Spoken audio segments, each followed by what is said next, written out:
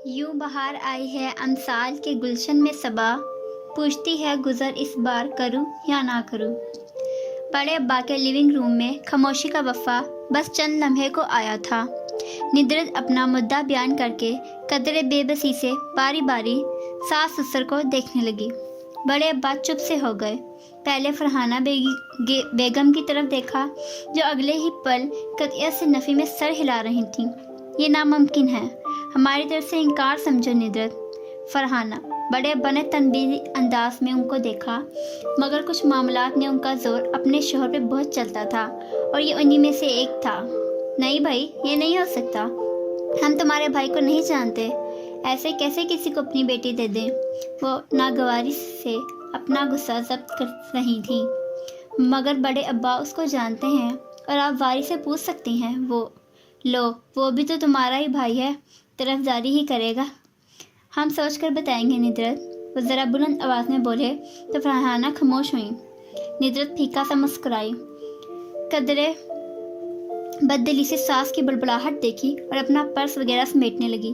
वो मायूस थी और बड़ी अम्मी तैश में। उनके जाने की देर थी कि बड़े अब्बा पर बरस पड़ी। निद्रत की हिम्मत कैसे हुई अपने भाई का रिश्ता जुमर के लिए मांगे, जैसे हमारी हिम्मत हुई थी आपकी बेटी के भाई का रिश्ता निद्रत के लिए मांगने की।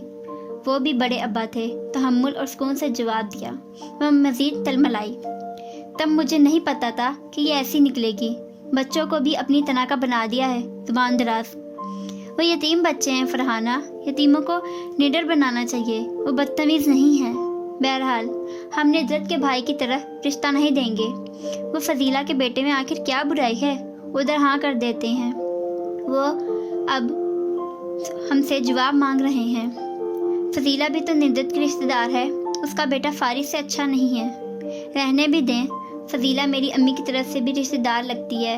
हाँ, वो मज़ीद बिगड़ गई। आप जुमर से पूछ लीजिए, फरहाना दोनों रिश्ते बता दीजिए, जो उसका फ़ैसला हो। खिलाफ मकबूल बड़ी अम्मी उस तजवीज़ पे खामोश हो गई। ठीक है, आप कुछ मत कीजिएगा, मैं खुद जुमर से बात कर लूँगी, मगर उसने फारिस के लिए इनकार कर दिया तो फिर हमाद के लिए इनकार नहीं करेंगे। बड़े अब्बा ने असबाब में सर हिला दिया। अलबत्ता वह मुतफक्कर और मुजबाब थे, क्योंकि उनकी खुद भी समझ में नहीं आ रहा था। जो फ़र्क सुबह पर चमकेगा तारा, हम भी देखेंगे। वो शाम बहुत सुहानी उतर रही थी। जुमर ने वस्ट कॉलोनी में कार रोकी और गर्दन मोड़कर हुनैन को देखा। तुम्हें यकीन है तुम मेरे साथ आना चाहती हो? आज जुमर के 2 दिन का वक्त तमाम हुआ था और वह तैयार थी। पॉजिटिव, वो गर्दन अकड़ा कर बोली। माथे पे कटे बाल छोड़कर बाकी फ्रंट चोटी में बंधे थे और ऐनक के पीछे झांकती आंखों का इत्मीनान था और मुस्कुराहट भी। ये लौंग अच्छी लग रही है आप पे। साथ ही उसने जल्दी से जबड़ा सीधा कर लिया। जुमर ने थैंक्स कहकर डैशबोर्ड से फूला हुआ खाका का लिफाफा उठाया, कार बंद की और बाहर निकल आई। घंटी बजाकर दोनों मुंतजर सी गेट पे खड़ी थी। जुमर हुनैन से दराज कर थी, घुंघरियाले बाल जूड़े में बंधे और संजीदा चेहरे से वो लौंग वाकई अच्छी लग रही थी, पर सुकून ठंडे तासुरात। हुनैन अलबत्ता पुरजोश थी। खरामा चलते वह साहब गेट तक आए। जी, मैं डिस्ट्रिक्ट कोर्ट से आई हूँ, जुमर यूसुफ, मिसेस यास्मीन से मिलना है। उन्होंने बाहर झाँका। किस सिलसिले में? अगर आप अगले 30 सेकंड में मुझे इज्जत से अंदर ना लेकर गए तो मैं कोर्ट ऑर्डर खाके की लिफाफे की तरफ लहराया। वापस जज के पास जाऊंगी और कहूंगी कि आपने कोर्ट का हुक्म मानने से इनकार कर दिया है। कल आपको जस्टिस सदीकी के पास हाजिर होना पड़ेगा। तौहीन अदालत के ज़ुमरे में, और आप दरवाज़ा खोल रहे हैं या मैं जाऊँ? साहब की आंखें पूरी खुल गईं, अलबत्ता दरवाज़ा उन्होंने फिर भी कदरे तजब्बात से खोला। अंदर बैठक नुमा ड्राइंग रूम बैरूनी दरवाजे से ले आए। उन्होंने पायदान पर जूते उतारे थे। अंदर नरम कलीन था। जुमर ने पायदान को देखा और फिर अपने जूतों समेत चलती अंदर आई। टांग पे टांग रखकर सिंगल सोफे पे बैठी। हुनैन भी आने लगी। फिर निगाह ड्राइंग रूम की दीवार पे आला अकेडमिक शेल्फ पड़ी। उसने रुक कर पायदान पर जूते उतारे और जुमर के करीब दूसरे सोफे पे आ टिकी। मेरे पास सिर्फ 15 मिनट हैं, मिसेस यास्मीन को बुलाइए। जुमर ने घड़ी देखते हुए स्पाट अंदाज में साहब को मुखातिब किया और वह फौरन अंदर चले गए। मिसेस यास्मीन उनके हमरा आईं। زمر کو دیکھ کر کچھ الجھی ہوئی استقبالیہ مسکراہٹ کے ساتھ سلام کیا اور بیٹھتے ہوئے حنین پر نظر پڑی جو ان کی آمد پہ کھڑی ہو گئی تھی تو چونکی۔ دوبارہ زمر کو دیکھا۔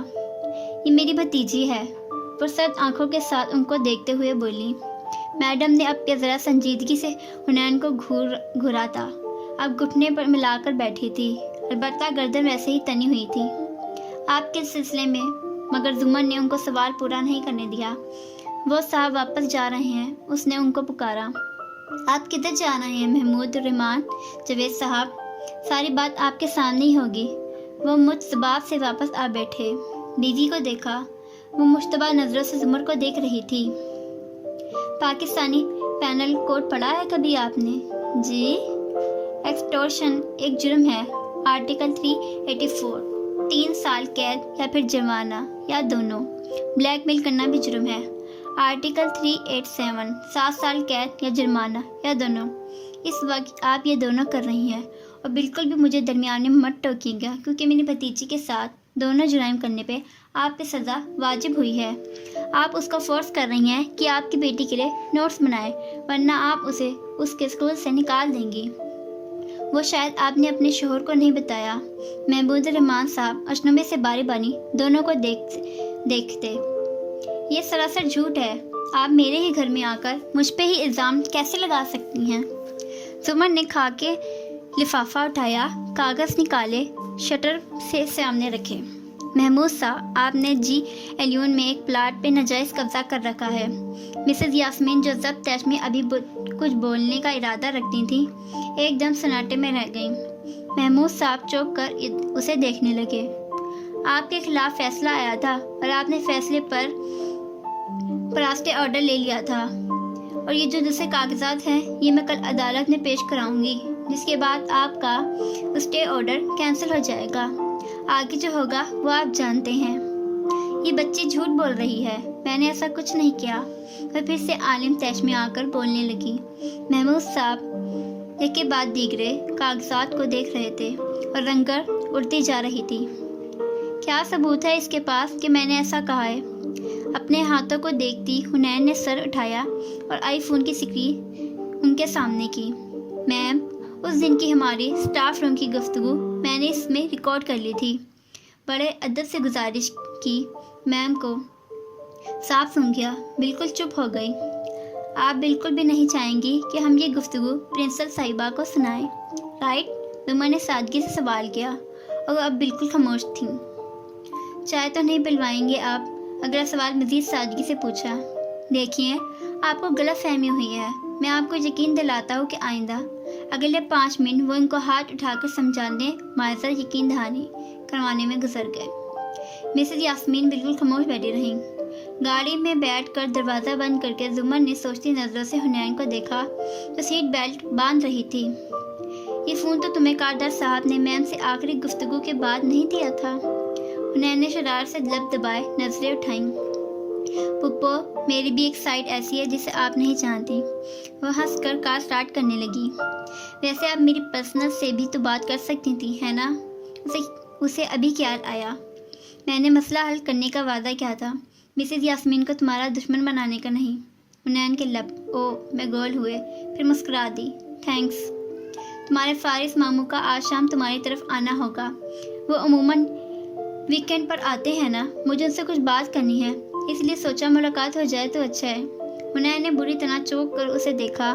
وہ پرسکون سی ڈرائیو کر رہی تھی۔ وہ شام میں آئیں گے کہا تو تھا، آپ تھوڑا سا گھر چل کر ویٹ کر لیں گی نا؟ شور۔ حنین سامنے ونڈو اسکرین کے پار دیکھنے لگی، انگلیاں بھی مروڑتی رہی، پھر ذرا کی ذرا زمر کو دیکھا۔ یہاں روک دیں، پودینہ لے لوں میں؟ پودینہ کیوں؟ اور مارکیٹ کے قریب کار لے گئی۔ جب چٹنی بناؤں گی تو امی کو لازمی پکوڑے بنانے پڑیں گے، سمجھا کریں نا؟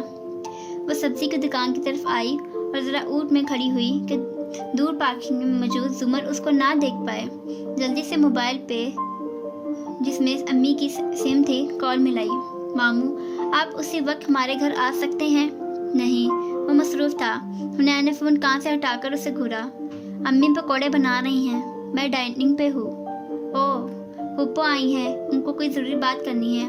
آپ نے نہیں آنا تو نہ آئے، میں کہہ دیتی ہوں کہ وہ آپ سے فون پر ہی بات کر لیں۔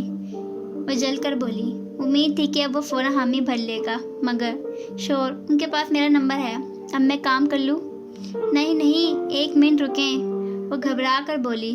میں نے پھپھو سے کہا ہے کہ ان کا پیغام میں دے چکی ہوں اور آپ نے حامی بھر لی ہے۔ اب مجھے جھوٹا ثابت کرنا ہے تو مرضی ہے، بائے۔ جلدی سے فون بند کر دیا اور سنہری والے کو پیسے دینے لگی۔